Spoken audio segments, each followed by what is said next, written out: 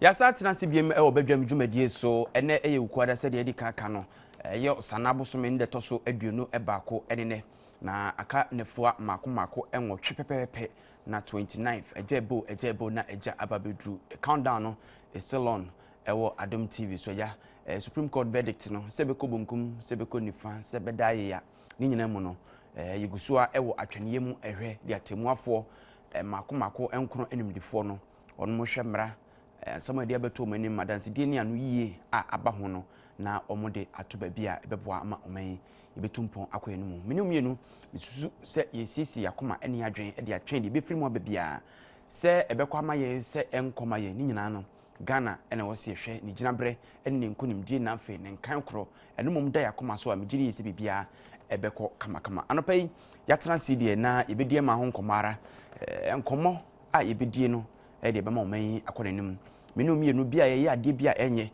aban a oteso bia o ye ade bia enye esidie o twasa no eya no nim se na kiri achia nti ye transe na ye toto adwene se ye binom ye de tretena ban no ebisu ne ye de tretena yankasa yakwan se oman mapa yensu ye wotwaka wom sanse kusibodo wo samesomesa enye ba ko fonko ena onanane abrewa aban nko a sebe wonya osono tumpa no akakaduro nti ye nyina no we so ha na we so fa ya peja na yede ekoyenem anopa midin ene na nasai ampofo ejeyi na nipa eja wahyematade kama de masi abonten obedwam dwumadi so no eye amoako hene fashion owo abeka free pipe junction amoako hene fashion ewo osan ewo eye ne number ni 0272 80 Mr. 802030 0272 802030 anunti obetimi na wafre no na fe atare no yofa abribia no obetimi ahwe na fe wasiesie bi kama edi amaw ene sede ye nyina yeni eda Supreme Court ensensem eso no yenya ntie se nipa bi enyamnase po bi wonu menye nipa hunu bi akwase omenya temumu adwumayefo judicial service staff no wonu matentesu kokko se saban anhwe na enkonkosi 27th of August busumi mi de toso adwunu nson na wonum sika bi atete aka mu ebi ti se ye fuel allowances clothing allowances ne arrears bi atete aka mu so mo nsan kan ya omo de omo niam nyina begu fom no bi bisa se no nsunaso be newo judicial service staff yi womo a na akọ ye court ahodo a clerks ne secretaries ni ade omo boatemu afo omo ye adwuma omo se omo nkracha ade kugu ho obi ebesuaye wadaka mu a de bible ma no ne ho keka ho nyina se adwuma ni nyina omo a na ye tutu ne nyina na temu afo no aba betena se omo so mba beti 27 fi se nyame amfefie na koba mu a ebetime nya nsunsanso bi ewo 29th Supreme Court atenase omo betena se na fe a landmark case do manim no na yenkwa homa so na ye ne IMC chairman Edema Jusak Judicial Service Staff Association of Ghana one more IMC chairman Owura Francis Brakwa enko dinkomo Yera Brakwa ye mo achi anope Hello Owura Brakwa ye mo achi anope de ba Adom TV so ya owura o minia na wapom ti sei mo pa ebonti me ho pa yenya ne tie se mo asan apusu mo ho biem ewo musika sem bi a eteka mu se aban anhwe na wanyi amfiri ho a hwie be bosumi de toso aduonu nson mo de nade ne begu asemi no kura wom pa o minia no kura wom pa na ye de yew na wankasa ho a emri bia ye pese ye de be yew Opani musika semi ne mo allowance si ati akam yenim se eho asem sore e ma moti atua mre bi kura ma mpanimfo kan eja no brebre ma batoi na ankwankwanko wie e na asa sore bi mu anko wie o minia anko wie so ho anko wie tama ye kanya ehu si ye kono na ye kasa efa allowances be enum anase nsia ye no ye kasa fa ho ta ban fambre emra ye busunu aka be na dakoro na ya start ye tiatwa na judicial council omuhwa na enguase ya ba judicial council ebe mu ebe frey ye call judicial council ye ni wo mu trase wo mu so sebe woman ye no mo ye penning for no ye wo die bi eni die bi de ma wo mo ye kai wo ye gitu mu ma wo na wo ka so mo de allowance ne ba ku bi de mai ya ka no ye nya botre ne ye ntwen hwe ya twen efri busumi nan no ebesi sambre aban no kenya no ho kura na sabe judicial council na attorney general so ka ho bi o ho bi ene ye hihye ye yes an say ebesi sambre aban no ka fi kura nkyere so ho ye ka subvention semu aban enka ho hwe enkyere na sabe o mamu obi a hwe ni mu adwumayfo ni nyina hwe ni mu sese esike baba ema trati ase ntina se sana tidia ene na se Kenya ehun ne ye se aban de esika bebe hu se eye nwom eye palogo a sabe aban no ono oti ase ano no nti aban no palogo no oti ase de a ene ne enso ye bebo palogo no ye bebo na ono so asa na obi kan se timing mo boapa ehun se sese mpempenso aduru no o man nyina yensa be hyem ngonum a ye hwe ni mo se 29 Supreme Court verdict ni beba nti na mo bontre ne se be ya yebetua musika ma mo nti sa ne mo betwem ho na enya nto enya ntua na asem no kra no atemu manfo nyina hwe ni mu no entimi ama bonten ana o se obi ka time ni se nya ebi onipa no ni ebi ono ni ye koso so o se ye ti ho afi nyina ye nsori nkasa idea na ye bebu asem ni ya sorry a na obi beka so ya sheda na ye yesa but mun nyina mbeki atum se efi afi mu ye start ye no an ya kasa abusumi na enu mpo ye se ye be kwa atua so ati ase efi sambre ya kasa be si sambre so ho adwuma fo na kometi wo mo akometi wo mo abotre no sisi ade asa so ati ase enu tin ya sorry ebeni Supreme Court assembly sia keke yankasa yansu ya wo yansu agenda so ati ase nti ma obi amfana gi ma se Supreme Court assembly nti na ya sorry emmom nyame kan se saban no ankasa wo gidie bi se opese sa asem no efiri ho ntam dia ene na ye hye aban se ya fata ye ne ese se ye de maye no ye mfa maye na sa asem no emfiri ho e maye nyina o mamu ni nyina na se mo amunim se mo twemo ho a se de mo abontre ni se 27th no mo ntefia mo betwemo mo twemo a final verdict ni ntimi ma se mo nim sa ani no kwan bi aso ntimi ma so ani tira make se aban ne mpese beba no sa de a ani on fa yesi kamre sa aban no mpese e beba sa de a aban no on kenya no ho no on fa yesi kamre senso sa aban pese sa asam no da ho a kosi mra ono ankasa padia ani na sika no on fa na de on fa ngunubo mo mfa ni sika sika na ora brakwa na je se moboapa ye moapa o ye boapa sen ye boapa sen aban ne yeka aban de yeka so ati ase aban de yeka da wo wasma obi san se Supreme Court assembly ne so Supreme Court assembly ono wana kwan ne yezu ye wo ya agenda so ati ase hia na ehia ena mi di kan cheche mu se ye sorry yake ye sorry ka ho asama che enye nne ni ya sorry so ati ase na mom ne me kan se aban no fi se Supreme Court ne hia no dia ene na saje we be hia ne dia ene na aban no kenya no no fa yesi kamre na anye bia se akwakoba se bia 27 fia mo kan aban ho boa antimi anso akwankro no ama mo san kasika na bia enkasa ho ne ade ba mu a ene maji atuma ma adwumaye no akto aso saa sambre die binia me kam kirew se kwem biere ni ho betumi aka amaya ti ase ye jemu wa bra ye sanka yesika ni nyinara tisi aka busumi be miensa ene kakra na afina kwa awie yo ba busumi nan ne kakra na afina kwa awie so ati ase headquarter ni ewura mi sa afika ye tua no kwata busumi miensa bia na yetua so ati ase ayere so ache kura no second quarter no first week na yetua so ati ase ni yetua first quarter ni ebeshi sambre first second third quarters yentua so ati ase afini ko na wie kemre ben na ye betua esika mai ni se ni tin ye se ye ni sika na ehyem ni nyina o mo famre ora brakwa na se de o kan de se koba se sika no mo nsa nkampo na mo tie atua na enya de ambo ba kosi bra mo nsa be kan sika no sana tie na afimpo ana Supreme Court assembly da so da ho ani de na ya ban na asemo a bibia mpusu mo kwa obi ahụ chiri no minia ye ho kire yen papa ye ho kire yen akatua ne design akatua na esen akatua na nya de bia eboa yen kwan bia la so nti we na kama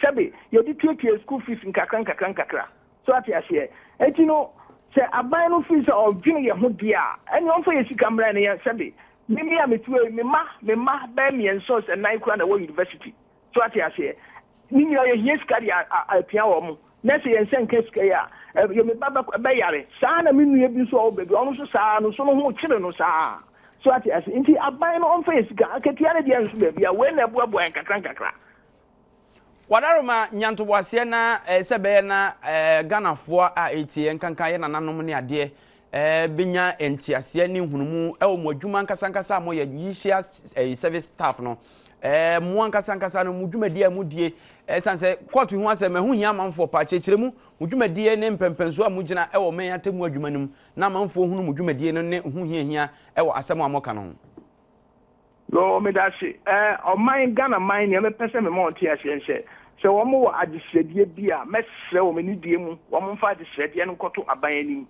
na se ba se aban entie yesufre na se o maye ekọ baabi a yempese ekọ na nso o share me ekọ ne dia ene na ade ahokire bebre police fo ho bekire won prison adwuma fo ho bekire won adwuma fo enipa bebre ho bekire won man mu ha so ati ase we se aban mpese sa ade nyira ebekọ so dia ene na aban no nkanya ho nti mesre Ghana man se adisodie bia o ha mo mfamre o mfam aban apolice for apolice for ni prison for a mo be kire o mo ni ahokire nkaye no ekwan be so kire mu kakra yo misrael o say police for enede sebe wo mo criminals wo ho se yesi enya adwuma criminals nyina begu awukadie ni o ma basa ebekoso police for nkumi nya ho hwe police for ntumi ndi asem anka a prison for so sebe o obi bani prison esese ye de ne back court na sebe obenya no fa ahudi ana bibisa ono so ontumi nya yemfa no mba prison for no kwa mfa no mba so ati ase na wo mo so ho kire won kwa bia so obi a wo mika bi a wo fa ahye bia na obi se nya asem ese ye de ne back court yemfa no mba sa amre no so ati ase na ahokire ni bia no binua na ahokire ni bia na ni ti a watwa mo ni se asem obi wo ho won sem wo court asem ne da ho na ni da so nso obekọ obi ensem bebre ori abra kwa na ti a wo mo nyina ne se muni ho a court ntrase kura asem a ye ken efa sabi wo chima ho efa sabi cleaner ho efa sabi messenger ho belifu ho registrar ho typist ho court clerk ho bi wo mo nyina adwuma fo ni nyina yate asema ye ken wo mo nyina efa wo mo yada CP se anope wanya brena wacheche ensem no megidi yesi aban penifo so etia ombetu eye modesrede no eho anamo IMC chairman Ed Magusak Judicial Service Staff Association of Ghana wonomo Penny Owura Francis Brakwa na otese no edi enkomo no na enkomo no ye mfansi ye beto aso na ensemi beto dwa se Owura Patrick Boama a wono ye Okankwe Central mrashibedwani ekan se omampani eye titia omanimra eye section 11 of Presidential Office Act no eso kakra ni nyina ne se what's aban adwumanfo a wo nakache presidential staff no wono mo nkontabere bia obu nanka wode extra mrashibdwemfo nanso kamye se sade no mampani abunani aguso kakra wo ho nanso anu yie aba se panim se section 11 na wo ka ho asem no wankenkan ni yie na wo kenkan so a mre no kra nson say a financial year no endia say 3 months after no ntinka campo anan kamera no nso ne ho ade na emu nkyiremu ankasa ne kwa manso na ye ne deputy information minister Owura Felix Kwachi Ofusu eni enkomo honorable ya mwachi anope ye nia apom nyame adom ho ye ho ye de yenso ye ho ye pa anope yi ense nkyiremu bia ba e de afa suggestion na ye Owura Patrick Boama rezi se omampani eye brichi eye ne office wo sa presidential staff issue ne ho mudi nchiremu bi ababontin pacho sisuma yen yo me na me da si bebre se wa mam yakwanya etise na mefa akwanya no so echia wetiefo nyina no kwetro do se nchiremu bi aba efa asemo a ye ononyamfo Boama a oye masebedwani a ogina Okankwe Central empeswa no so anemu ewo masebedwani na netia ne se odi susue bi tuja sɛ ɔmampanin ayɛ ne bi a etia mmara a yɛato din sɛ Presidential Office Act na ɔnonyamfoɔ no pɛ sɛ ɔkyerɛ sɛ ɛyɛ saa Presidential Office Act no ɛyɛ nkyɛmu a ɛtɔ so du baako no ɛyɛ section 11 no ɛkyerɛ sɛ sɛ ɔmampanin bi abɛdi akonnwa a ɔdi akonnwa no aboso ne nsa pɛpɛpɛ no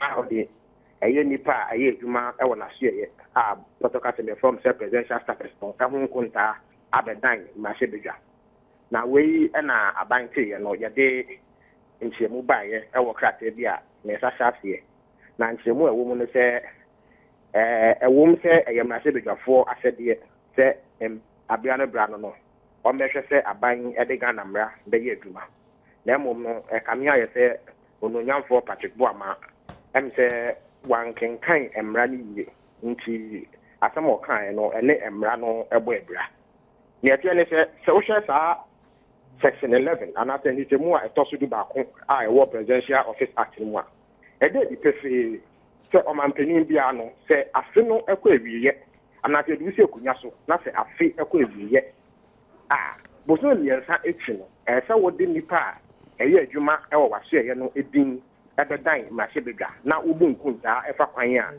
wɔfa so ɛne saa nipa no ɛyɛ ɔmampanin Mahama ɛbɛdi akonnwa no 7th January 2013 bosome ɛnwɔtwe mu ne ɛwɔ yi afe no ɛnkɔ awie afe no bɛkɔ awieɛ ɛyɛ December bosome no awieɛ sɛ saa afe no kɔ awieɛ a bosome mmiɛnsa akyi a ɛyɛ March 2014 ɛna saa abira no bɛso sɛ ɛwɔ sɛ ɔmampanin ɛde nkuntabu a ɛfa nipa a ɛyɛ adwuma ɛwɔ n'asoɛyɛ no ɛkɔdan mmarahyɛbadwa nti sɛ mmerɛ no ɛnsoe a yɛntumi ɛnhu nyinaso a ɛwɔ hɔ a ɛno nti no mmarahyɛbadwani ononyamfoɔ Patrick Boama ɛbɛsusu sɛ aban anaasɛ ɔmampanin Mahama ɛbu Ghana mmara bi so nti ɛno nti na nkyerɛmu no ɛbɛto odwa mmra na honorable wama yɛ saa nkyerɛmu no deɛ ɛm sɛ yɛmpem kwan no mu biom yɛnhwɛ ɛyɛ nsɛm a ɛne judicial service wɔnom adwumayɛfoɔ de aba bɛto dwa ɔmo sɛ by 27th na ɔmo areas bi ate akam ne allowances bi ɔmo nsa nkan a ɔmo de ɔmo nadeɛ egu fam yɛn nyinaa nim sɛ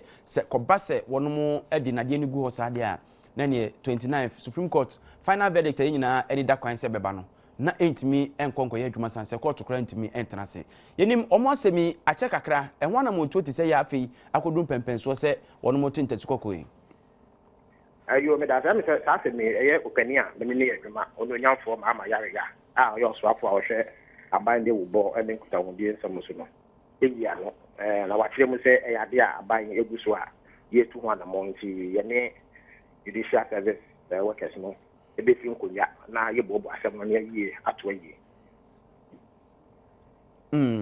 na honorable sesei wo sɛ Ghanafoɔ nyinaa ani ɛda asɛmi so yie paa kyɛ sɛ ɛnya asɛm ketewa binom deɛ ɛhwɛ sɛ baabi a asɛmi kɔ akɔtɔ na sɛ ɛtɔ bonkum sɛ ɛtɔ nifa sɛ ɛda yɛya ne nyinaa mu no bɛwie no asomdwe bɛba asan sɛ asɛmi asɛ ama mununkum kakra bi ɛkata ɔman so ntinka yɛwie a na yɛwie na bibia akɔda ne kwan eti awerɛhyɛmu bi wɔ hɔ sɛ kwan biara so mbɛtoto ama ɔma yɛ adwuma na afei bibia akɔ sɛdeɛ wɔ sɛ kɔ megye di sɛ asɛm bi yɛ ni hɔ a yɛntumi nti nkonnwa ne yɛnka nti sɛ dɛm ahwɛ no ade a yɛne mpanimfoɔ ɛwɔ judicial service no bɛdi nkitaho na yɛahwɛ baabi a ɛyɛ sɛ yɛde asɛm no to na megye di sɛ ɛnkɔba ne sɛ asɛm wɔ ɛyɛ sɛ Supreme Court ɛdi no ɔmu nni ɛsiane sɛ judicial service wɔ ɛde ɔmɔ mfidie ato fam nti yɛbɛsom saa na yɛahwɛ deɛ ɛbɛsi akyiri na ansa na abɛkɔ koraa no ɛnora anɔpem sɛ good morning dwumadie so wode asɛm bi ato dwa ɛde ɛfa Americafoɔ wɔnom statement a wɔn issue yɛ de ma wɔnom adehyeɛ sɛ wɔn nhwɛ ho yie ɛwɔ abira Supreme Court ho nsɛnsɛm bɛba Ghanafoɔ deɛ ebinom de nkyerɛmu bebree aba na wo deɛ a wo kan sɛ asɛ MPP foɔ ɛka ho bi ɛna saa nsɛnsɛm nyinaa si ne ebi ne adeɛ a wɔnom yɛ ɛna kyɛ sɛ asɛ abɔ Americafoɔ ne ho anti ama wɔn de saa deɛ ne ba saa sɛm no deɛ pɔtena na apɛ sɛ ɔkyerɛ yo me da so be sɛ wa ma me saa akɔnye me de pa me sɛ ɛnyɛ nokorɛ sɛ me kɔka no good morning Ghana dwumadie so ɛnna sɛ ɛnam MPP foɔ so ba nti ɛna Americafoɔ ɛde kɔkɔbɔ abrɛ ɔma de fia ɛwɔ Ghana ha sɛ ɔmo nya hwɛ yie ɛwɔ abrɛ Supreme Court ɛde ɔmo ano disem ɛbɛtu dwa ɛyɛ 29th Augustram sɛ ɛyɛ manjoyonline.com ɛyɛ mo ankasa multimedia mo krabata ɛwɔ abɛɛfo ntintan kɛseɛ so a ɔmode nsɛm ti dwa no ɛna ɛɛfie sɛ mekɔka asɛm ɔte saa na mpɛ sɛ megyina saa akonnwa so ɛka sɛ manka asɛm a ɔmaka de ahyɛ ma no no nti kyerɛ mu asɛm pɔte bɛ na deɛ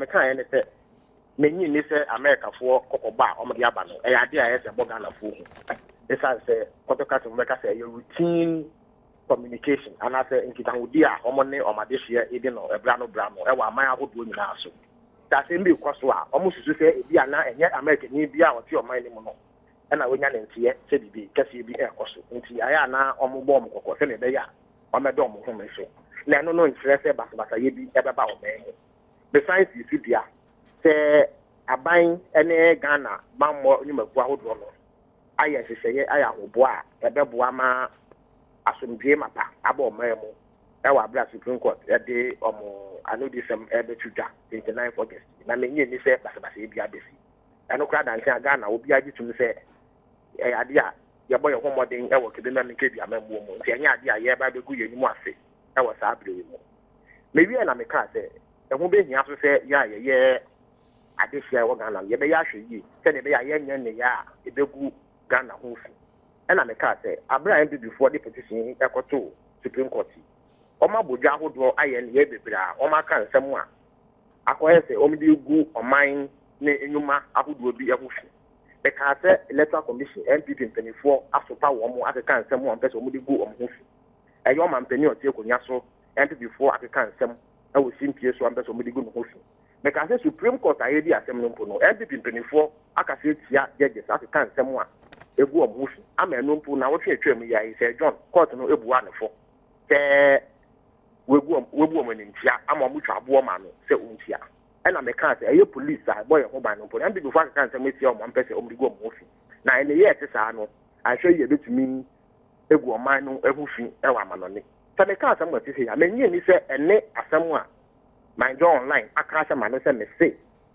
ɛyɛ MPP so ban nti ɛna America aban no akyerɛ krataa ɛde abɛbɔ ɔmadehyeɛ no kɔkɔ no menye ni sɛ ɛne no yɛ pɛ nti mesrɛ sɛ mobɛma nkyerɛkyerɛmu ɛte saa no akɔnkan na obi ahu sɛ asɛm a ɔmo ka na ɛnyɛ saa ɛna meka oka saa asɛm no abra na o make commentary ɛwɔ saa America for asɛm no ho anaasɛ bi a ɛte sɛn ofo sɛ bi a wa taking out of context we are out of context crap it is a complete falsehood that's a asɛm a menkan na ɔmaka asɛm no the fact sɛ asɛm bi aba na menye obi di nkɔmɔ na mehwehwɛ ho nkɔmɔ na mekyerɛ madwen na mabɔ Ghana fo kɔkɔ sɛ ɔmo nya ahwɛ yie wɔ asɛm no ɛno nkyerɛ sɛ maka sɛ asɛm wɔ esi sɛ Americafoɔ akyerɛ krataa de ɛbɛbɔ ɔmadehyeɛ kɔkɔ no ɛyɛ MPP-foɔ so ban nti ɛna aba ne saa menye ne sɛ yɛyɛ ne saa ɛbɛyɛ yie wɔ mɛmo na sɛ akyi bia no matwerɛ deɛ bonipa no rejoinder anaasɛ ano yie ɛwɔ asɛm no ho a mede kɔma Manjo online foɔ megye di sɛ ɔmo de bɛto ntentan kɛseɛ no so ama obiara ɛho bi no aka na ɔmahu sɛ asɛm a ɔmo ka na hyɛ ma no ɛnyɛ saa ɛna mekae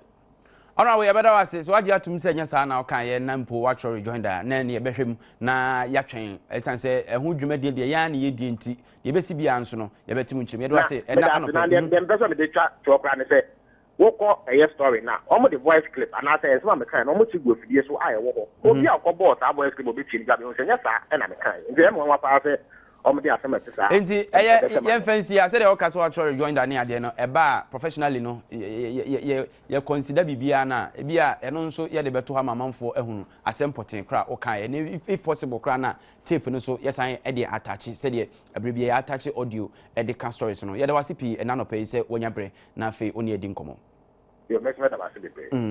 Honorable Felix Ofosu Kwachi Ofosu a ono deputy information minister now to say yene no edi enkomo no enkomo mienu a edi ka die judicial service staff a omo say omo beti atua by 27 so omo nti bibia emfem free aban ho a na afi so kra no ensem awdo a eno no efa ye omampani say obichi ne presidential office act eno so ehun nkyeremu aba na die twato so a ene anopa yi bebo so de efa enra enipa enan a eye Tamale High Court timi de omatemu baaye ebinom ekwakoda emu emfie aduasensia na afi obakoso ono so yahye se onwo yenkosen na homa na onto na nanom sanse ewudie bi ekoso emfie pinu ene enkron February bosumenum abra basabasa ebisi amanyo semia eho nana obribu ahen a ono emrenim ni a ogina mu de ma sai nipa no akyem sa asem no antene de nti obesan esi ne ho so enti enkosi se sa appeal na oye no ebekwa wie no nya de bia atemu no ombetimi aye adwuma se bia nipa ne kwakosen na aseti se mpo na mpo Ghana ha nipa ebu amukumfo no aya na eho asem etise anapempenifo a mene omo edi enkomo e wodwumadi so deputy communications director edema MPP ora John Buadu ne tafre no katachi sanse boku arnia abrante prekope na afi honorable Kojo Edu Asare the Swagon MP former MP edema Adenta constituency Swaga General, that's right. Na do bantem papa na last week no o say me kan kire mo say problem bi e bai fi asem kakra bi na e kroso no mo say nipa na nsem so to 20 na me o antimi amanti na nipa bi bu afu kakra honorable say wo dia woman nkankan wa onkrofo ndc fo ni bi ho no mo ntia sakra nti wa kan o mo hwe o so mo fa che me o mo fa nche o we dey so ba apology so kaka mo say me kan sem nyina so man that's o dey no bo objectivity lane mu a kakra dru ya be wie no na afi o sa ti si nchen so bende man fa fam na enye MPP ni na mo ho ye de ya we Adom boko ma men sha sem free John yenhwe ye first issue about Presidential Office Act awura Patrick Boama na osusu se asomampani eye buso ewo presidential staff no se o de ho nsem ni ade ho akontabu ebeba mrashi biamfie enso na honorable deputy minister ba bechim se wo hwe act na nkasa section 11 na bre no kra nyanson dia sa so wo pentem abu aten yo me dase mechia omo mo hwe nyina na mbo se radio be peke Oxy 98.5 I won't fan to judge because sometimes you ever say later. Na come mo tune out. Okay. Oxy 98.5. Omuna epeke 98.5. Nti fatu trim na yana. Okay. Me da sepa. Nti me chetie fo achia omo mo hwe nyina. Em se me kan ni nyina kan de interview an any year. Yes. First of all, me gidi se uye minister nema bebre wo ho a wo se o consider na obi ye statement especially where sometimes a statement nipa ne be ye no e bia wonte wankasa obehe no na media na report me kai enra say on ecosystem area a day before no na am say anopa no money president Kufuor akasa e bedwam so wo bedwam na people see peke ne niama na hwe si bi omo peke any story omo chro ye na enra metie excess of the okaina entirely different from the president Kufuor ekan nti nka me be comment before I met enra ewiana nke bia me kan bibi foforo kra mana kreti my journal as well yeah mana kreti problems foforo kra nti me stress mo ankasa no mo ma reporter mo nhwe na yenso aye comment on the report yenso nya abotre entie de nipa ne kan ye ko ya anye careful a ye be ke kansem a emfa kwen for instance we make see deputy minister response or the ma sa statement honorable Patrick Boama MP for Okankwe Central constituency again. Now said the Makotui section 11 of the Presidential Office Act no correct there. Mamen kaina ubi antiasia. The president shall within 3 months after the end of each financial year submit to Parliament an annual report containing the following information: the number of presidential staff employed at the office, that's A. B. The rank or grade of such staff. But for the records, we a statement is picked from a statement information ministry release here. The president shall in each financial year.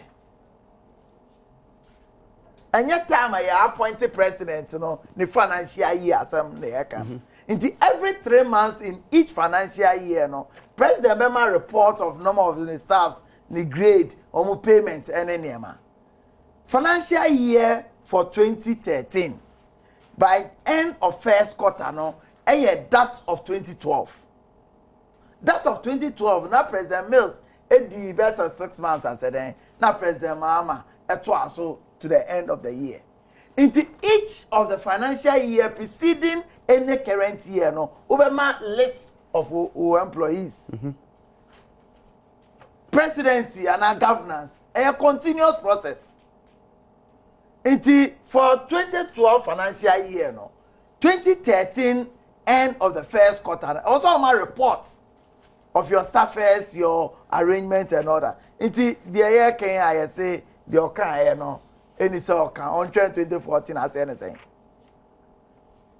Yes, I quite to be a fan and say about for an abantino. It has nothing to do. Say I yes a son or fan. Yeah, you don't do that. And you're bound for some neyeka. And you're a buying for asem neyeka. So na me cheno. A buying for ya. Change of government grab by I was saying you must give it out. In the change of government bar for the first, for instance, year 2 about 2012, na do the be president. In the first quarter of 2013, Obama report of 2012, as part of handing over notes of the president for 2012 financial year, what the staffing arrangement of government, Obama, and that will be an annual report to Parliament. So na into America say we a minister and I a penny na say obi kan bibia nya abotre because by their mooking or say each financial year annual reports. Nyame Adom although say President Mahama anya president for 2012 nyina no for the 2012 financial year the presidency part of it. A part of it. You understand? It is our report must be presented to Parliament. And no na Patrick Boama etri aban no adwen sisu say for 2012 financial year first quarter of 2013 also this our report ma. Yeah kan yanka say new president ba. And our old president be who I and our former one. It has nothing to do with that. It is our statement, our Ministry of Information issue and on Ekane. Enti nature say sa ensemi say eye abandada anasa abanfoforo set say abano e acted that president need the 2 months no be better as 3 weeks no better eye financial year, so you account for the whole year of staffing arrangement, their grades, their employment emolument and all that for the financial year. In the explanation be any actually be e ni wa also chirechirem say won ye akasa me nye na mebo modern aye empre bebre no laws bi wo hosa na yemfa sanctions be ento aso say wanya aden ne be ye wo ho. I don't know asama nka member so say parliament and also this answer me ko na parliament so wo ho kwan bi bibi sa wo se bi a o so betimi demand say ade we say ni say. I don't think that parliament me former parliament there was assurances committee government assurance niam bi o say government ya na wa be cancel be ya onye some constitutional requirement bi o say government need na onye ya and no committee wo ha o mo hwe. It may say the Americans so way so and say fellas Ofosukwache was enko kan ade ni, especially where clear say each financial year was say presidency the staffers almost grade almost numbers in the parliament it does not matter whether a new president or an old president. Okay, for 2012 I was set annual report 3 months after 2013 I was say 2014 said your kind President Mahama so presidency ne say assuming whatever I'm doing it on the condition say 29th whatever happened assuming so Senyo no put about to so ni bo ba so crash so like what say na do dan kwa Akufo-Addo 2014 first quarter no on ma for 6 months and 3 months also on ma from January to December the financial year because every record keeping no order okay honorable mbremu na omboye kakra ewo eho no yo am say medical chia tifo ani omo hwe no kwese ehu hia se amasa mra ama ye ho kwan se sa report no be da parliament to send ya yakin kind da na important and so say sometimes you be a bit practical with some of these issues. President, I think in the context of this year release the deputy minister actually one of here could see so say President Mahama sabi oba was a caretaker president, I would say, and I say obetoa anya caretaker I will use that but enye onone ne Antonio Swaba as president but yes why no emane obetoa President Mills use. So my understanding for what has been said and yes ono ba so 2013 and expect to say or the report but that is the impression that was created. What you say like the way the impression ena yedeba it who be here say ye be mu but what friend John is also explaining, you know, something which is also true. Say as I say and also about better parliament. Enti bia anka honorable bia sa nchichemu ya okan be se bia nye so mampani amemo ye o shase January die mu. Na nka sa nchichemu ne ba ne bia o se afia se die na mo kan de bia ya ye ho adwuma na se bia eguso ye ho adwuma na nka a close case no. Yeah, I think that probably would have settled the issues very well. But like I'm saying, it's all about the impression. Now, this whole thing, a chance here, no, is sought to create. So, because the dream, no, now as a president, you know, the staff, ne a year, what far, muye juma or fufro, any idea, those underlying issues, you know, and this the demand or the demand for that report. The number of people are president, Sikabia, almost a government presidency are spending, and you know, overspending, and then those were the underlying issues, and I said the foundation of the demand for this report. So it is that perception which has carried over now, and this our response way about Betuja. So all in all, for me, I think say Abai Wonejuma, the executive Wonejuma, the parliamentarians have their job as almost Abai pairs so, and I say they scrutinize and make sure say like he rightly said, the government assurance committee also be Nejuma na said and bibia ababeka so be parliament may we me discuss na say budget cry ababeka kan as I say you to me follow up as parliament house to ensure say and yes na say president be about parliament wa ababeka nsem bibre and as a brother kinkai a friend say a brother kinkai a friend say budget a moon semono ye kan anasi ni abekan for us. Honorable dan person heard the import of section 11 nankasa of Presidential Office Act nankasa. Say adie ma ye de buy no ni titiri pa ran den na face kura na den ti na sisi as a consciousness adwen na boso a ye pe saa de ni sisi ahwe wo saa kontabuo no no. Well, I think like I said earlier no presidency sisi ye pesi hunu nipa dodo a ewo ho no ne bibi nipa bi susu se bibi boni bi ana se bi amanfo bi afa ho etwa ba ana bibi etisa there be and na make say nia ekopeja sasem we buy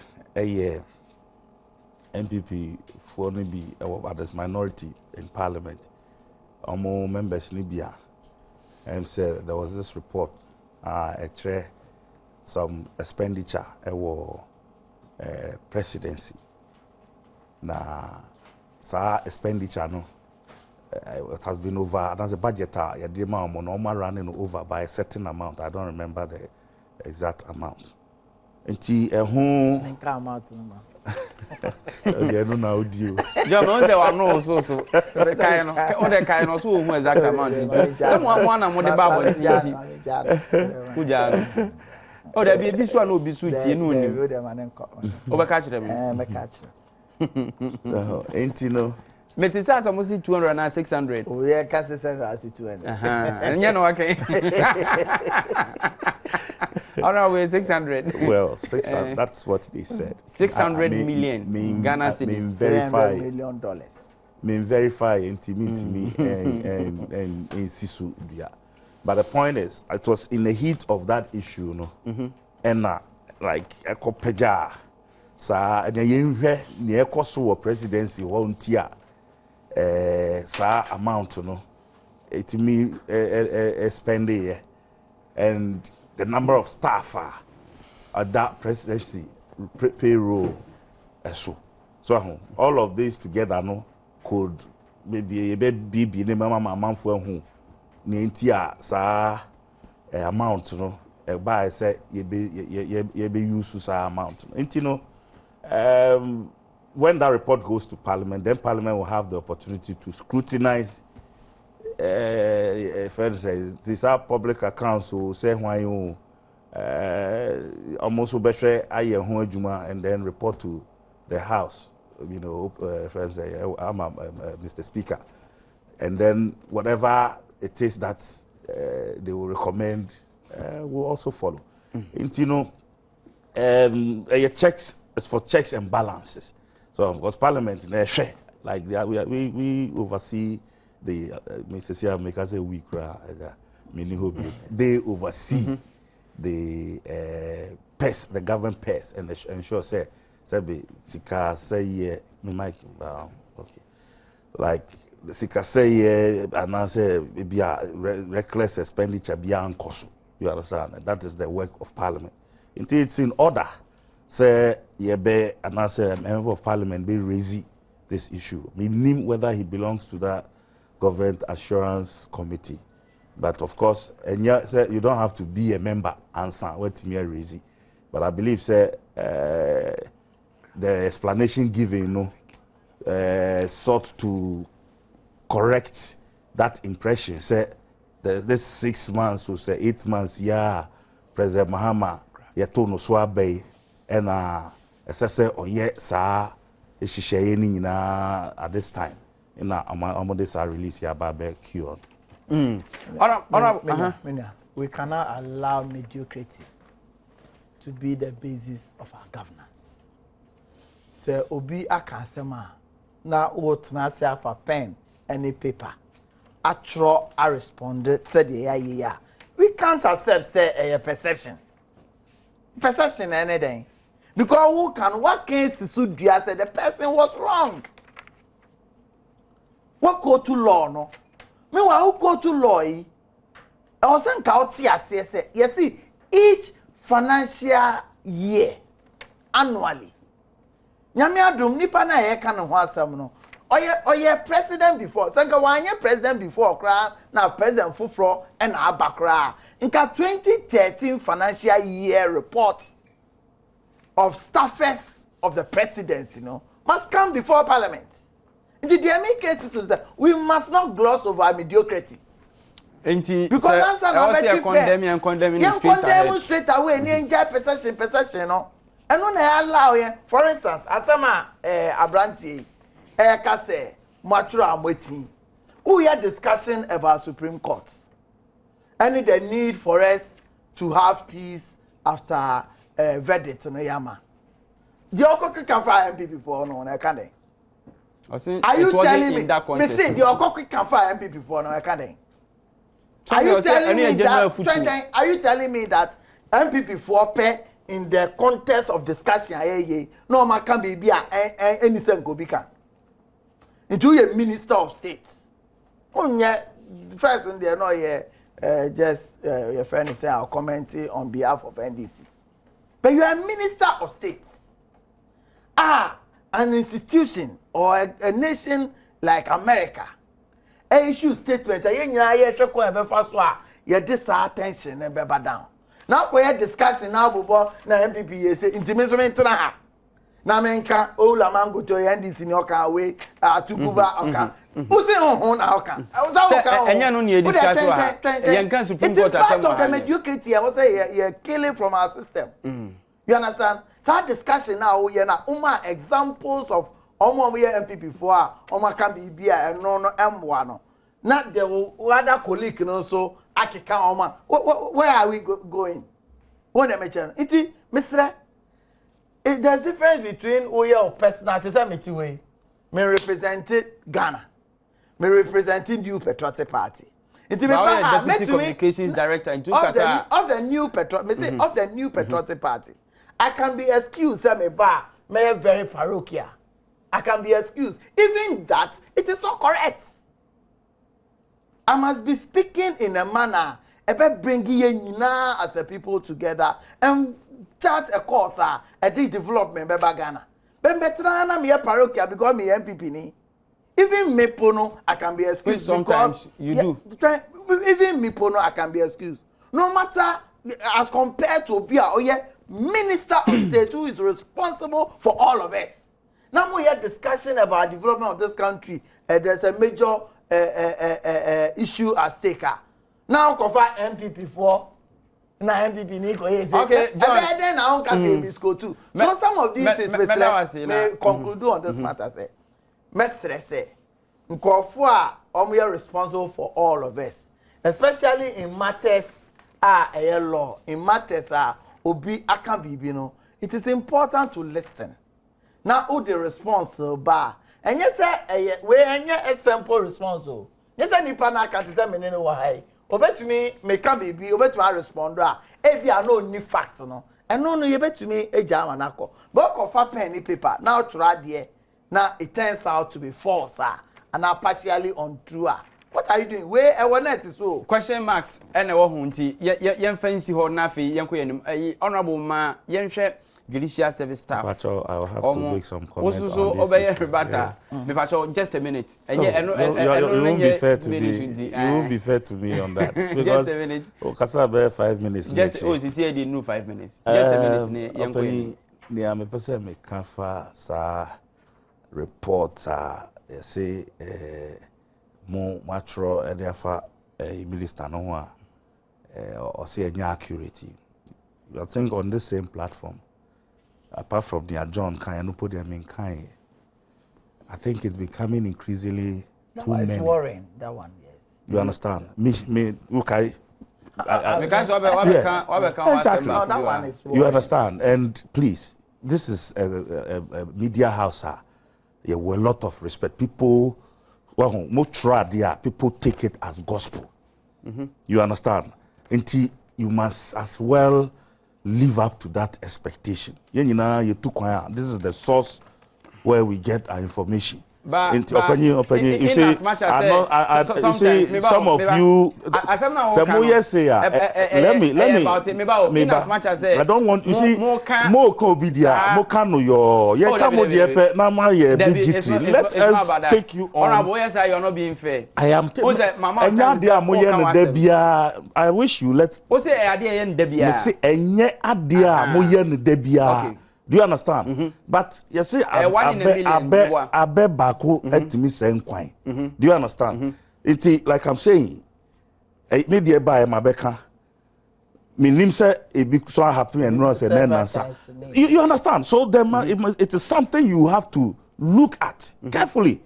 That is all I'm saying. And yet in trying to paint yourself very nice. That one we know. That one there. That's why some of us are here. And I say you to me sorry, Ahumachi. Better just station be do you understand? We know the worth and we want to make it better.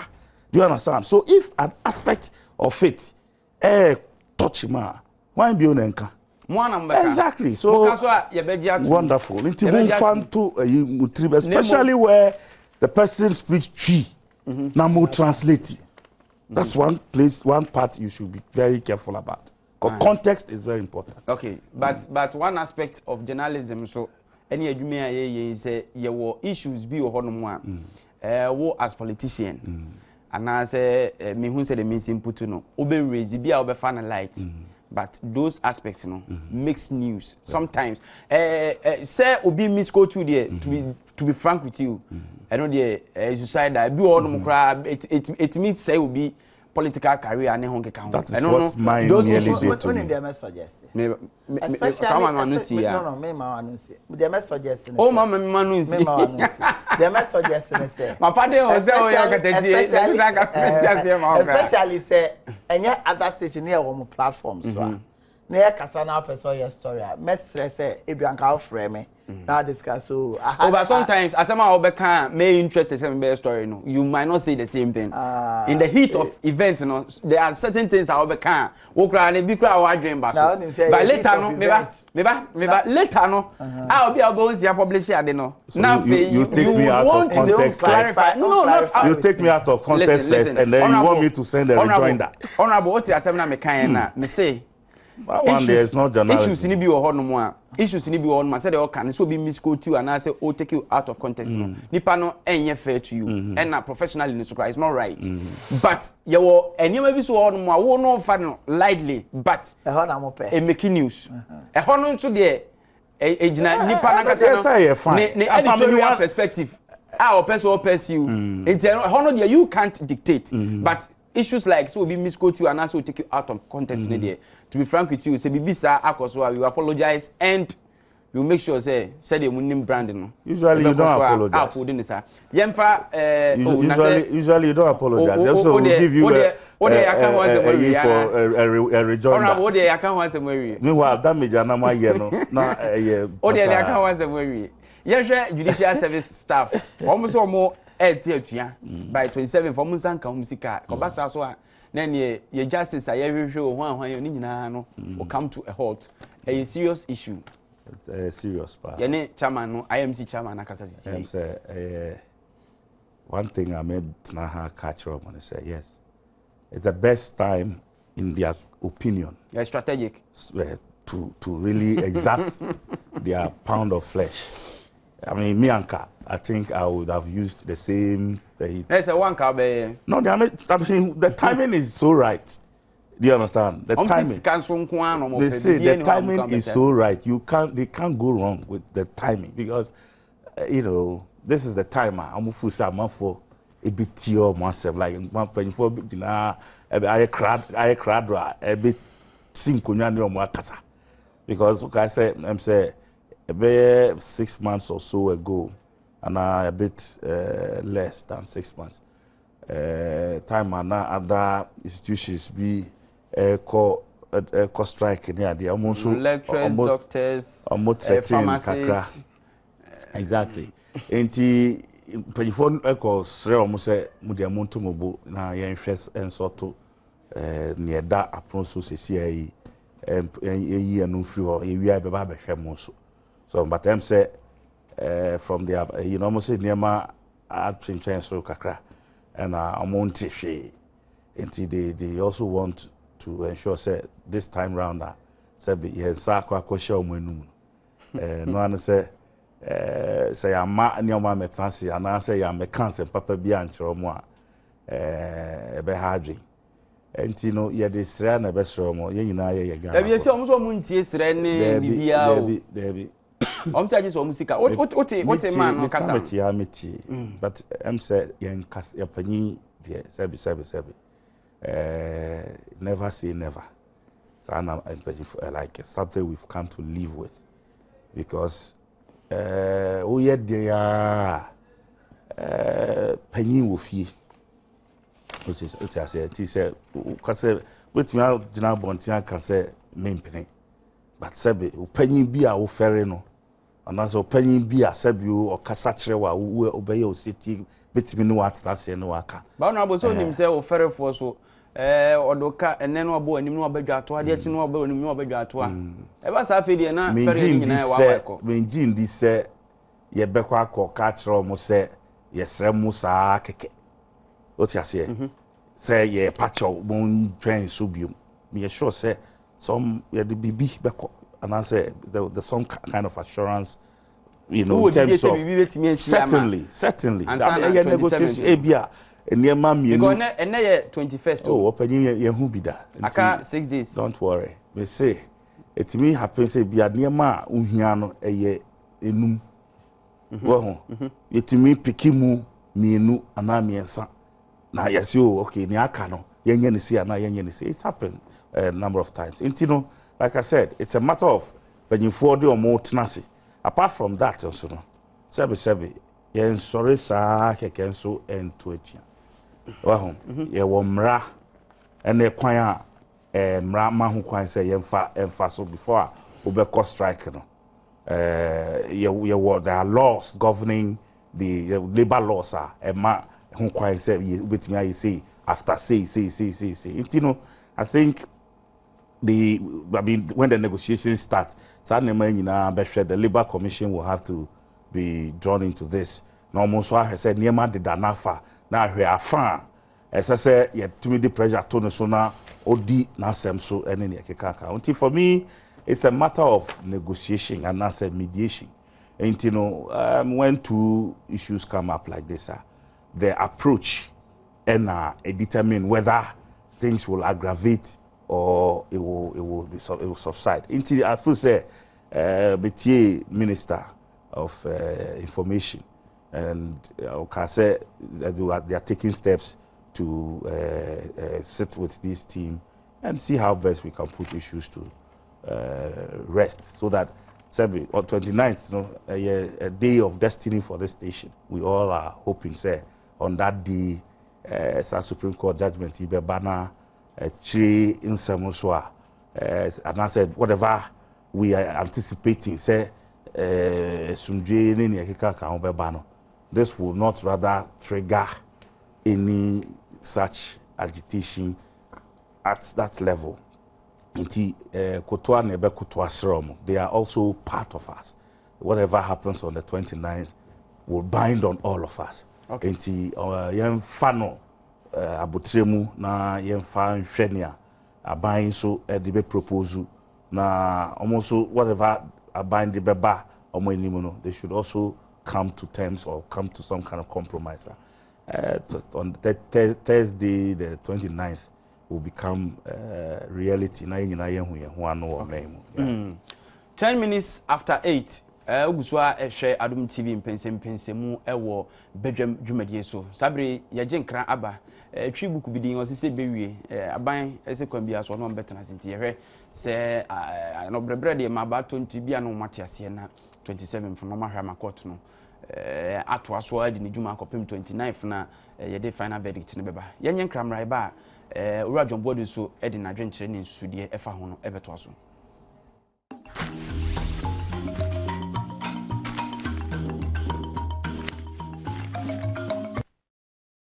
Yamo akwa babiem edeba Adom TV Badwam dwumadie so pensemu ne eguso edema wa no achi na afisem na ya brefo ba betena se no de ato aso nemum kai se eda memene da we ya 24th na Tigo Fest eba so ewo tachiman enye ne yekudi bayire pa pona afasie daba ko aduana da enkamfo na ba ko bi ho mpo omarika kapona mpo nti yeba tachiman din urade na ya akọ hakia se no de ba woka edufru pentikia and wa izo de ko tachiman Tigo Fest Yeah, baba. Nebo multi TV installer training so bazo pacho mpotemu a obabi a obia no kai. Ene tamale water tima nsunyan sehwi Kumasi Obuase Kofodua so menya Cape Coast takrade nkran ho na hohoi babia ye the installer training no ba ye tetewa mo asua se de si bo multi TV satellite no na decoder nso se de obesi aye eho adwuma kama 40 Ghana cedis pe na obetua na ye de santete na amount ya tawaso eduru mpotam pe na ma ho ye ha na wako akwakwa ye bi forms no 40 Ghana cedis ne ya ma ID card any certificate chesa ba wabere we installer papa na bia na bibi kire wadwan na pass bi se bi wo ho obetimi afre 0244340242 0244340242 ana 0302211680 Jefas so edu papa mama ni mema nyina se mema yemre mani bi so ayemre papa odepu kubinom nyasem ketwa na ede ani woni so ba na mabontina se bi tititi ho basa se bibi egu wani mu ase apɛ Jefas ne fa ho bɔ no na ho ntɔ de a ne bia na efrifie Jefas enso ye ma mema ennamu nsaya de bia se abɔ be ma na so ba no onya Jefas ne bia bɛboa be bia to no bia kwa osa beka bi Dani Heba ene Dani Farmer ewo eye Kumasi Ashtown na be bia to no bia kwa Jefas no ne do so pa mo number ne 020 368 98888 Blue Rose and say obabobra so hu unim namre unim sanre unim mape na unim dansia na uti a etua so no eya yesese be otwenti bomodin a na bobra bra wusi dan Blue Rose for beboa o sisi dan ni bebre o de kakra bi to ase na de aka no utua na kakra eni yese kwesi ade mutu na de a wote so a na de bi etete dan woni beba ho so no na otua ewie say o say housing for all enunti ohyehyɛ jise passe be ya efiewurafo no ma etu ani no enso benya ba bia tenam ya somadwe umpewe na apede fa ho bo Blue Rose na ho to wate omo number no a o de be frɛ omo no 0202029622 0202029622 na okokuduru wono bia omo asisi adan na kokohwɛ say school nkania nsuo hospitals ni ade nyina bibia hyehyem kama no say etena bia pa chese eho any kan ho fe no edin true mu echen ho na chese echen ho se Adam ni Eve eni ho na multimedia so adwumakoi aye bodwuma papa ja honorable zi bibi kakra atwini ntinani afechire ne ho say ye de edi eke scholarship aba chese atu eboto mayisika se nipa ni bi ho no mu a obade ammo mu nimdie pa oziso wa ben so fie eni bi osa no multimedia se bebo am akọ school ate free senior high school ko de behwe wa am awia ma nsa so nchi na so de aba behwe afoforo kama eno nti se oba wo ho nso ni made wankasa oni sika de behwe no mo bia mfiri bia ma nyese bia wo fa bia afuru kase wo sika te ba bi o hwe pa hwe busuan mu se sika bia ni ba bia betimi de abo ha sa ne aso asene na wankasa so wo ho ne bia wo te nka no anso atro krata eni wo Kumasi ne bottom betimi de akọ Love FM na Insure FM wo topai wo nkran so betimi de multi TV na Joy FM wo komlimle na fe yahwe edi ho dwuma kama pa de ama betimi so de afa email educarefund@myjoyonline.com educarefund@myjoyonline.com wo betimi email aba na fe yahwe na wo kire di nti a wo se yehwe wo terminal report no ne ade na ha wo de kakra ahyehyehye emu na wo de aba ama bibia akokama benifo som na ekomakoma na yeboa ama watimi ame yentoa yenkomo ye die nsu ye judicial service adwumafo a wo mo se omo eti etua saban fo mo sika mo ma 27th akadachi say ni nyina like the said the menu and can this is an opportune time on say o share civil service and I say many of services are about to car. Ufa we to say health workers here. Almost every time almost striker a opportune time. Because it's almost an essential service. Almost to maintain fee one day cry yankasa. Into no nema yen idea no a tum be mom. A mom.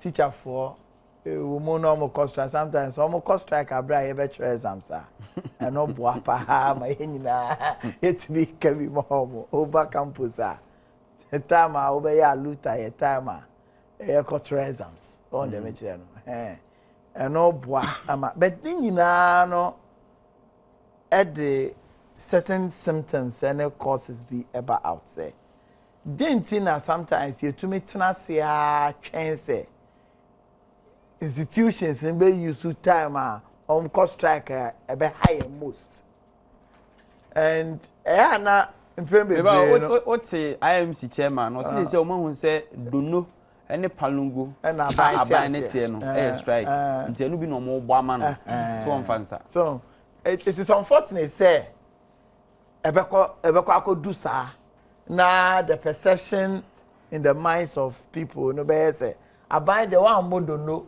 antie mu anka ankike mu anfe wo se a nya de a obetie de woka because asema ye ken enye nra na sorry na ene because Supreme Court ebe ma verdict nti na almost cost strike continuously over a period of time so na me chere no enye 2 months enye 3 months enye 6 months a very long time as obia entie omasem on na me chere and it is important say your mass perception and sometimes because of your governance system as someone for buying ho kra or say me na maye between be see NGO to be see die or baby aban listing achievement na or the account okoye sa happen asema and also your fault because we ubehwemu e be fair wages and salaries commission na osenka over the period only conclude on some of these things because they are talking about allowances fuel allowances and all that and arrears be arrears to what extent because allowances ya consolidating allowances this single spine buy until to what extent judicial service workers still owe allowance. You are very careful, and that's the problem that we are all facing. Say, you are very careful now. Your friend is saying, your friend is Jamie Boom with you. No, your friend is saying fair wages for you. Okay. Yeah, more capacity here and strengthen Oma. So single spine back up, ebebu. Ebe create problems am I nyina. What for say fair wages or more capacity no. Me up to scratch. Me can sir because I will be very naive to be saying that if I don't really know their staffing arrangement, their resource allocation, and composition in them. But it seems to me from them who say continuously Niema eba out as a result of Niema wasn't come here. Da. This major issue about premium. Even market before you come to market premium, Nankasano, I was a fair wages and salaries commission. Every year, omuye job appraisal of omuye juma because sebi me do you the metal scale back also. Now say over the years, because me expertise na kosro because I'm a be before front, me output more saying wow that's what the same skills so I will say you appreciate that output na me now job evaluation young sample fantastic into America about almost capacity because one say you bedu baby job evaluation will become a major issue by workers to push for increase in salary e hono na be kwa akoba ne say you train Supreme Court be ma verdict you train your exams yeah, trying say na critical. Now, only the problem that arises out of these things because the pressure be bad so in terms of this one Supreme Court be my verdict. Why say yeah, and this is now Mama can say omuni so be losing John person omuni is carry also me first high impression what they say with the what doing this oh send am making what they can say omuni say omu be losing why omu person carry ko any mama na verdict yeah ma but on a serious note enye Supreme Court assembly there were other issues in fairness who's my broad issue in fairness You're very careful. Ebema aban so could take a decision via ebe ginger other problems elsewhere. Because the need say it is important. There's a major thing. I was buying Bemun 10 term resolve. We can not abide eja other consideration. Fantastic. Ebia na abide eja other consideration. Other consideration. And also pending abide can hoshe. Because we immediate abide person or resolve and until one consider other issues. You know. And also generate other pockets of problems. Into the paper moon say your fair wages and salaries commission, including a buy. Sometimes I pity about because almost all my now manaka do. You say I don't cry near Samanaka members who say Sikaka cry or a fini fedi, we move bear 70%. Word boy in Quajin, so still figures no. We must be very careful. The finance minister, I don't know if he's can say, why you're very careful. We figures are 7 For instance, in 2012, there may be a lot of arrears accumulating over the period 2007, 2008, up to that. Maybe because of pressures of on our buying, you know, we're cheering now within because there are certain way be a decent gate 2012 to be spread for. To like maybe 2014. But you go to any now share percentage. I can see where any so. And so that you know this whole meeting me say look, we should go further than just looking at the figures. We all know say Abai need to also spread the net and widen its own revenue. Also raise issues about that. Fantastic. It's no issue. If you confirm no be part of the argument, we'll lose the argument because I know you're entirely separate matter and needing more time to deal with. The Americans so say, yes, Supreme Court no here pa.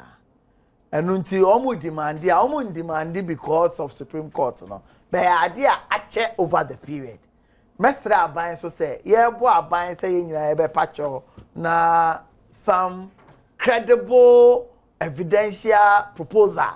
And your proposal said because who's a uti or more kasa. Also nji aban ndibio. Because aban mo promise mama aban endi so. We the nyina dey anu betum say aban bedi promise obema. But in giving the promises so no Abai must be mindful of other considerations and so. Okay. Yes, sir. Ukoma promise. We could take a decision, you know, because it's important to wait here. Now, generate other problems as well. I don't know. They say Oche Ahomana Ama, Madame Fubi Alasa or Sekai na appointee as also. Oche Ahomana Ama, and say, Bibi, and a Ukraine, be a bias or channel, Embano na asemwachri. Na yemfa no nkonkon say mpanimfashe bo say o mehwe na wodi eho adwuma no honorable yenhwe lastly ye issue no the last issue on board trial no record so Tamale High Court the amanyosemu ntokwa tutua sem ni ade akwakọ wi be death sentence ebinum so age 36 years each. Yo, before I'm a ban so I'm say John very nice submission on this immediate past issue. Now, so I'm not the firm. So, now say, they're not patching. Oh, now say what? Now, I want to as I'm no, also Casa to me, Casa fine. Now, the one line, the Abessa or Casa, one line, and you didn't say you be loose. Oh, I didn't say the kind. It is not coming from me. And so, then you say, now, so I said, no, okay, and I don't want to be paid. I say journalism, home, make a career. Say if I'm to make a story now, judicial service, who say me, say me, yeah, whole story, no my link, be a bit my peculiar, John kind, and some rebel now can dear what old tribunal. No, because I don't know issues, I don't push me because John, oh yes, and this in his own so they might not pay. John that's it's a good headline. Very good headline. Also, backed by a do aside. Also, Okan, bro, for no, what can ye? They might. Oh, they might not pay. But okay, so is it the same? So I'm saying the same. That we make us say, they might not pay. We say, oh, choco to afford not so dense or back me. Or see, when the actor says, they might. So, which is in perfect context. They might in the patch of yes. But in tree, you see, they like they will lose. That's our judge. Ever sana contempt yabem. But me call cry, me feel But the truth be told, you know, if we say for us in NDC, we are keeping our fingers crossed. That's all. And then the battle is the Lord's. They say, you started crying, you started pointing you. Someone to be God will speak until that. God will speak. Okay. Picture now, President. Okay, no, that's it. But the battle is the Lord's. May say, gesture. Okay. The year you campaign. What I say? Inti ye nyame no. Ye nya no ho eno nya ye ho. Inti onu ne si hene. Ye hwe ne nyame be. Inti ye be jesi wa. But on this issue, I'm say we see the lawyer and so Bribwa. Yeah, and I think also call appeal. Yeah, which is fantastic. I don't know if evidence no more by any judgment. But actually, commentaries near dear and then MPP, NDC. I think when we. But then I'm share political violence and baby. No, we'll go there. If we'll go there, but you see, let me also, for me, when we come on programs like this, I prefer for us to educate people. So with what we are in, rather than this politics all the time, because I say NMP, you understand? Me jidi say a mine and kasa wo shishe bia o de asem ko asem di bia yeah the fast procedures. And as a lawyer or as a lawyer's name, it's our procedure. Of course, for political expediency, people will want to rope in under such consideration as, oh, and I saw me name, saw me MPP phone, you know, the case has even been the powers from above, and then for me, it's a worrying situation. Trust and one say, no, we must leave the institutions to operate. What I say? They say your can't just any baby casted doubts. That's the point. Are we going to doubt everything and sieve everything through the political lenses and answer BBA because some baby in this ni me bonny and bonny. Is that what it is? Be or MPP into or bonny and bonny biomana. Quickly I ran under my party colors and then for me, I think that perception but it's been overblown. What I say? Maybe even if it exists and shut down doors. But when issues like this happen, now you blow no, because the press, there's a graphic and a daily guide, it's a big story. Yeah. What I say? But the political colors and connotations we give to it, I best say asem we ama. So ibedu maybe I'm here. You judge kratna asem soa. Yeah. All because of the manner in which reports and other reporters on the issue because me I'm a judge say excuse my language ma kosku mejuma na ye di asema beto manim je say me di asema na political parties say film me nya ne sen ansamaye.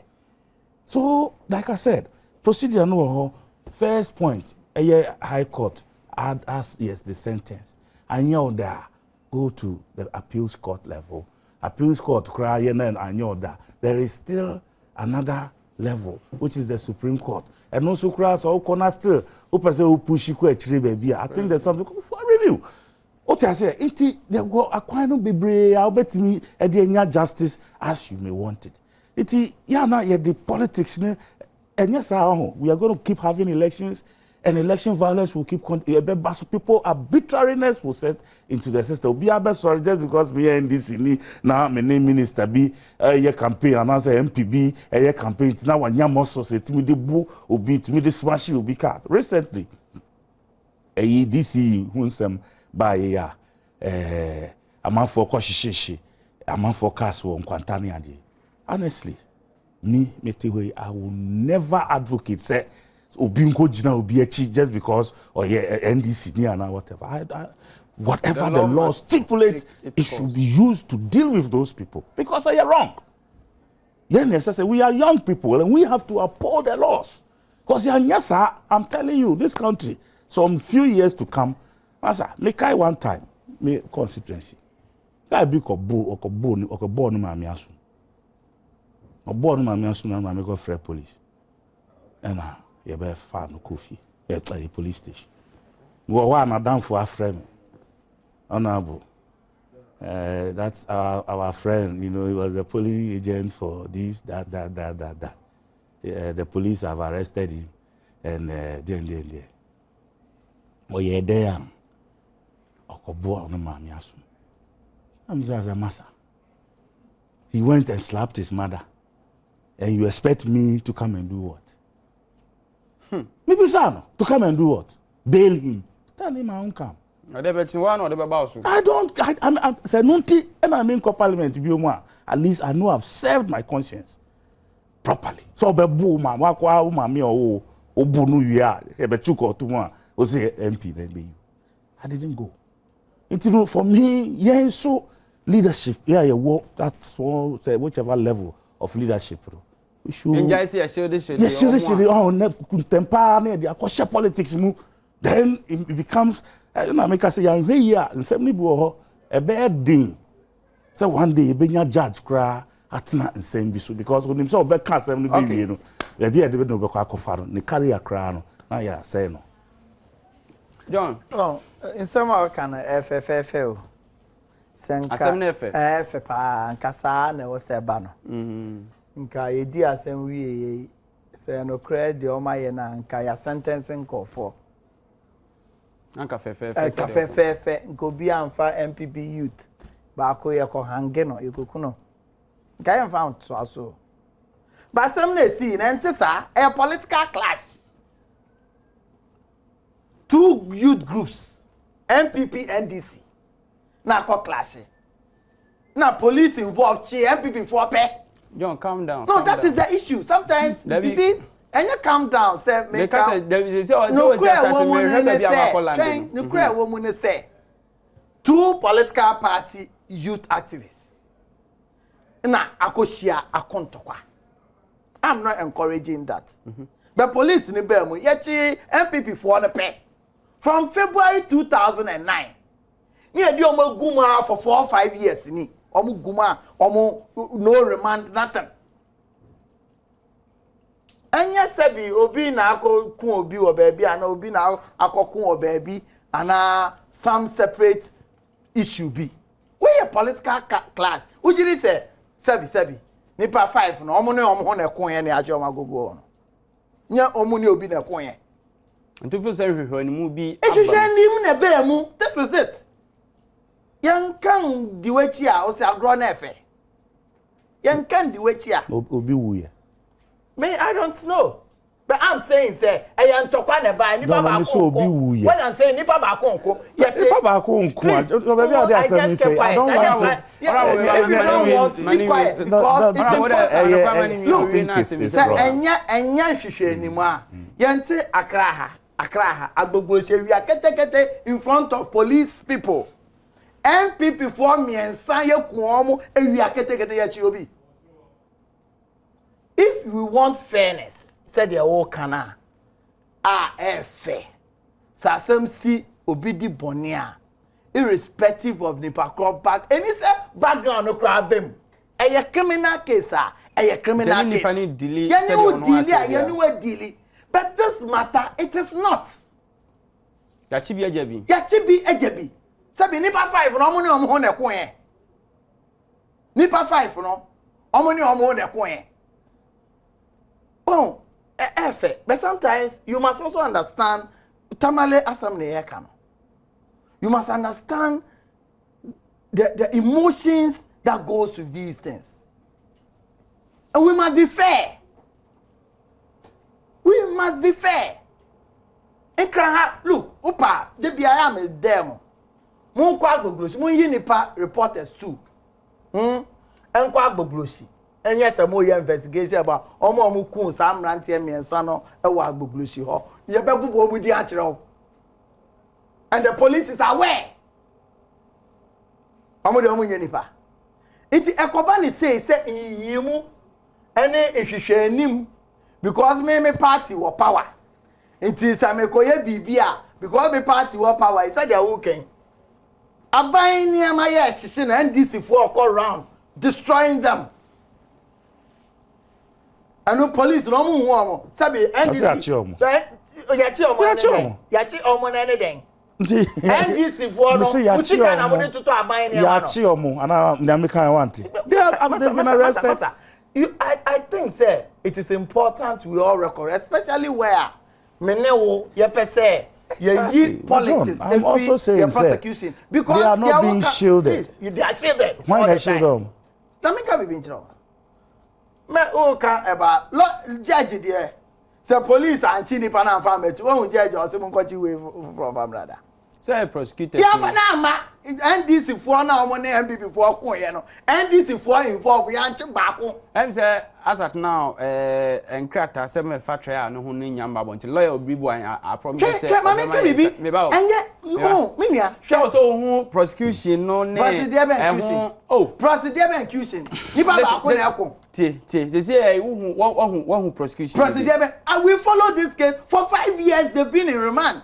And I'm say prosecution for 5 good years. Document say prosecution ben document now mo dey prosecution what say document ben then I mean e fa trial no nyina say trial ben because lawyer ono no ejina mu edema MPP for activism and do promise say enche bia wo de bi baba na fe ya kan promise our promise yan hu bi yan kosisa kokora e wo your friends yendi I know a different issue and the same issue because the court eventually says this government yendi issue related to yana de I'm giving you an example me person mebobodi but we've had a situation where a court rule say aban ya ban bone odin draw e court akosisa nkofo abe coach omo to lie against their brothers.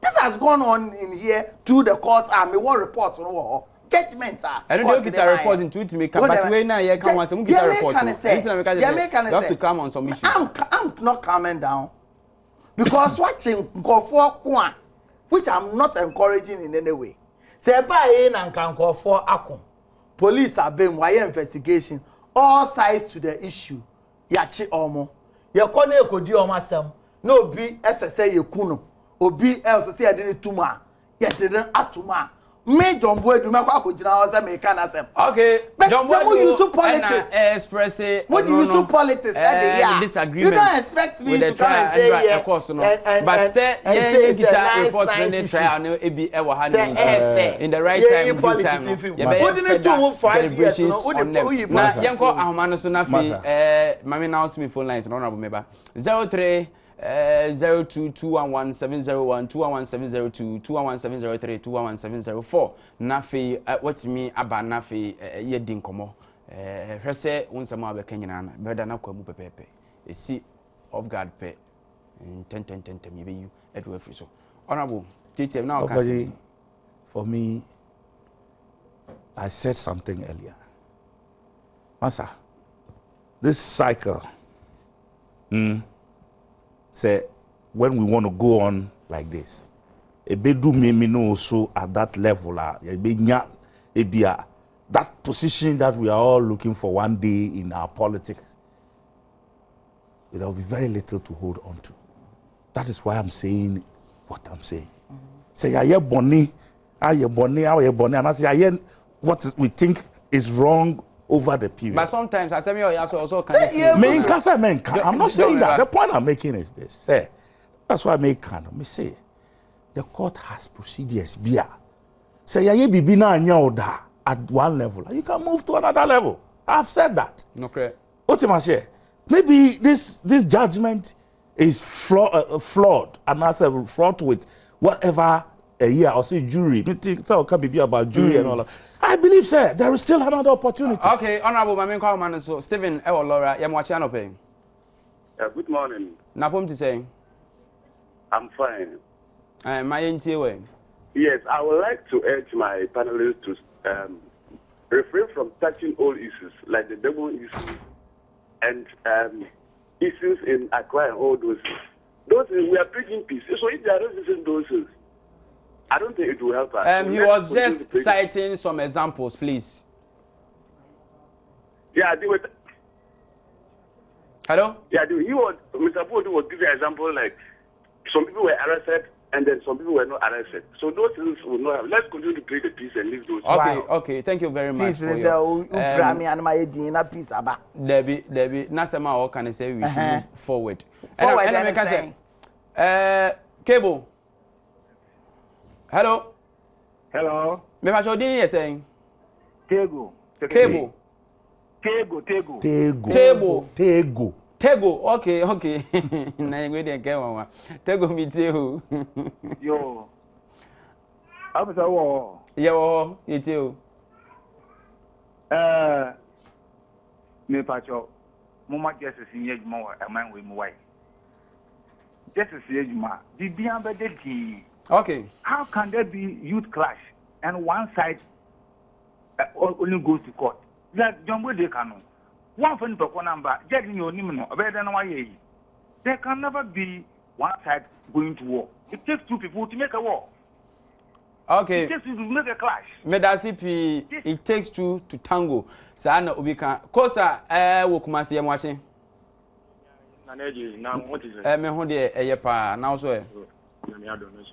Yankwe. Obi ajo so. Mebacho honorable Edu Asari. Maybe I decide I can to me. Miss Rena said, "Me text in the comment. Our boy, any piece of it. Miss Reno, and no crew way back.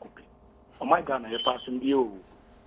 You pass on be a oh, don't what you can't see me. I know sometimes any politics free issues. Oh, say I didn't know Omo Kumi power book. Up to now, Yanti Papa. I don't know now do aside and comment on that issue. About you're discussing out of it. Some are Ghana for. Any Papa say we are not discussing that issue this morning. Any Papa and Contour. And this is to question baby, may a crasher. I don't yet one side, you just other side. Okay, there was CP. You say John na SIT sa instances no, but the issue on board no enye about. It's part of it. Asema ye kan ye tamale. Hello. Oh, I'm sorry. Went me enyina so. Oba so aye betimi ene wadi nkomo mpensem wenche bia no nkro ba we pagya mu na fe na ya brefo de efisem ababeto aso honorable no wan gu asem bi so yes opani asema ye kan I have to let's put this thing in perspective. But what side with John say issues in the ma interaction too clear. Institutions, Justice Atuguba last week said John issue buy. What did he say? Said we will do our part, provided other institutions will also do their part. Okay, maybe they are not doing their part. We don't have to Hello, come here. Dum wa fidie no maye ntisa ye ntimi no nkasa wada. Dum wa fidie no.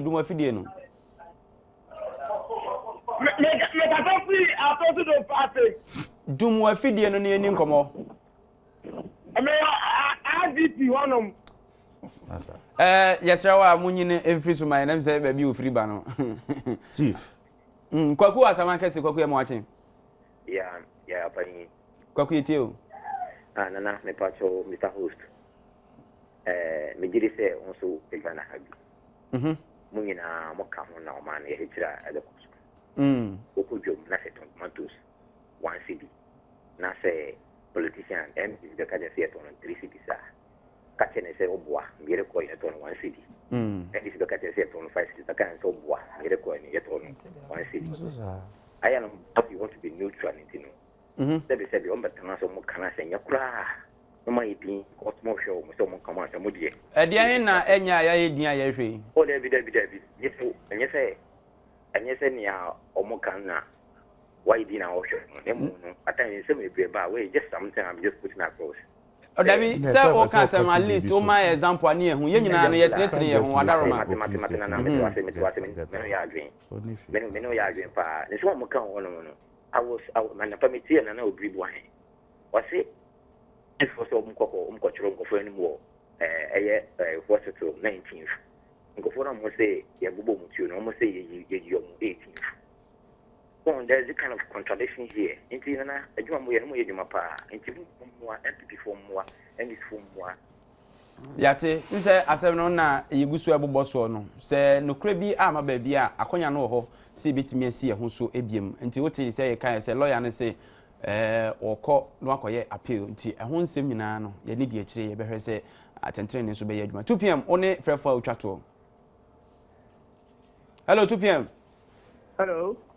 Na say to aso ne enko it's incoming youth organizer my program in the what BMW masom yakopon share my program papa da na meta see Reverend Jambo ama mention no na Mr. TK Brahma incoming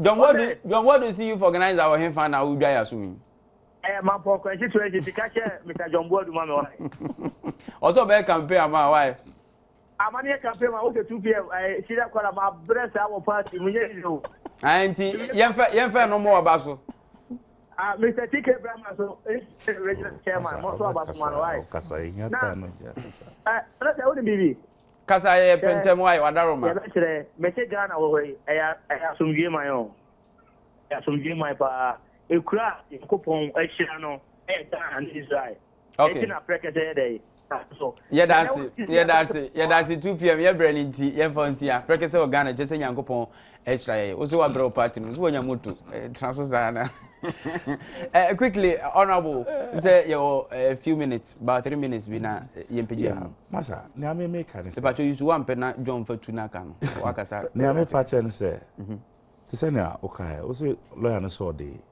first prosecution or the betuja so that we can all peruse the issue.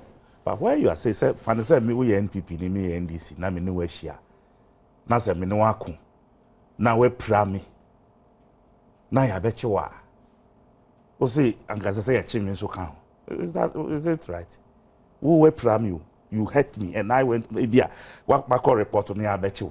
Me na mako report. Asem no ntina na me pese. That is what I'm saying. No, me my example. Emotions because no. Issues na nkasa so also digi a. Me digi anything. I'm just giving an example.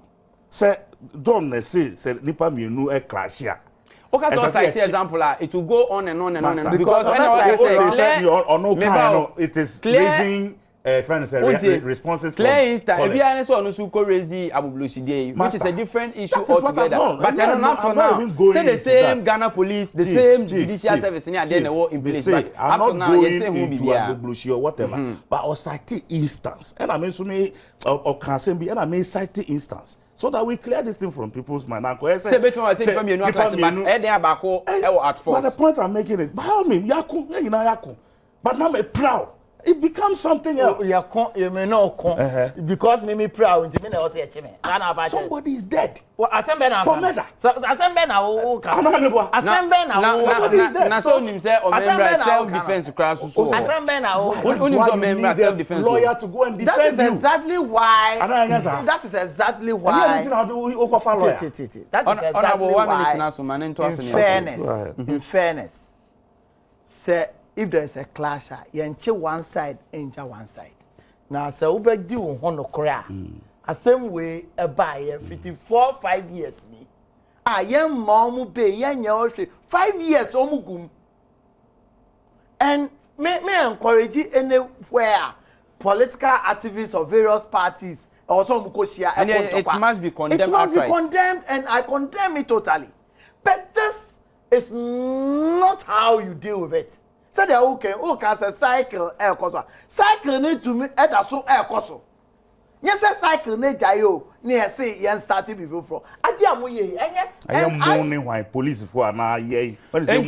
John, politically motivated. I don't expect you to talk like this. I will talk like this before. I don't expect you to talk. John, moving forward no. And then I was saying moving forward as maybe next time because I dey afraid na aba.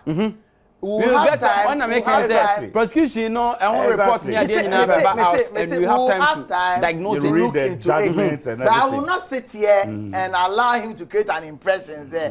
Be politics. Meanwhile, my brother, I think we should do that.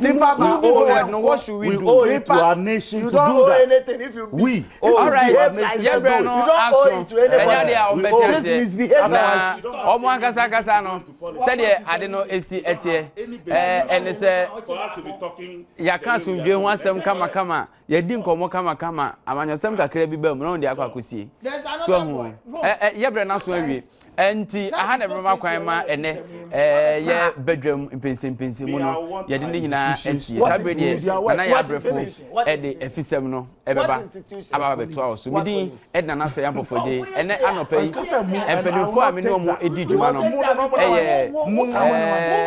ora John Boadu Deputy Communications Director edema MPP amanyoko no ena afi eye ora kojo edu asare kane mrashim deni edema adenta ye de mu besi heye na empenifo no so munya kasa mema na ya brefo do wa beto efisem so your two bobo o ma kasa o ma di ko kama politics ne kakra bi ba mu no dia kwa go ye di sia ya mi adom a wacha kaba ebeba ne mum sabre di efisem bre no e na dru so